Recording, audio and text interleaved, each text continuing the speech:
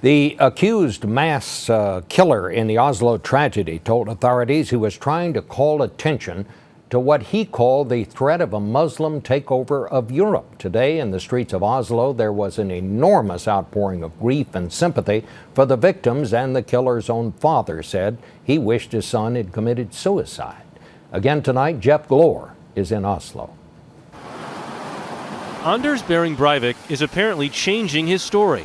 After first insisting that last Friday's massacre was his work alone, police said Breivik hinted that two cells of extremists worked with him, both capable of more attacks. He was denied the open court hearing he wanted and ordered held for at least 8 weeks, the first 4 in solitary. While that may give him plenty of time to think, there is zero indication this 32-year-old, a self-proclaimed knight, is about to express any remorse. His radical propaganda video railing against immigrants and Muslims is chilling. His 1,500-page manifesto, indicating he began planning his attacks all the way back in 2002, is exhaustively detailed, insisting he's not guilty of any crime because he was needed to send Europe back to the days of white Christian domination.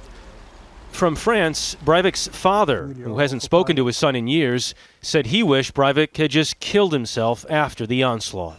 The bombing of government buildings in Oslo on Friday afternoon left 8 dead. 90 minutes later, a youth campground shooting spree that lasted for an hour and a half. Officials today revised down the number of dead to 68, but it's still the worst shooting by a single gunman in modern times. Now, this country of 5 million comes together to say goodbye. There was this enormous gathering in downtown Oslo today, all prompted at first by a single user on Facebook.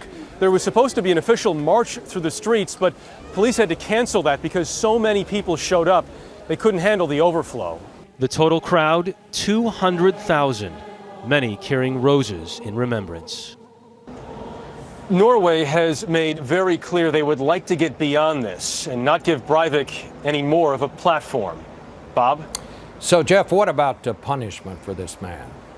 Well, the maximum jail term that a judge can impose here in Norway is only 21 years, and that's got a lot of attention here. However, the state can potentially add to that in 5-year increments if that person is deemed a threat to society. And we should say Breivik has said he expects to spend the rest of his life in prison. And no death penalty, right? No death penalty here in Norway. All right. Thank you very much, Jeff. Jeff Glor in Oslo.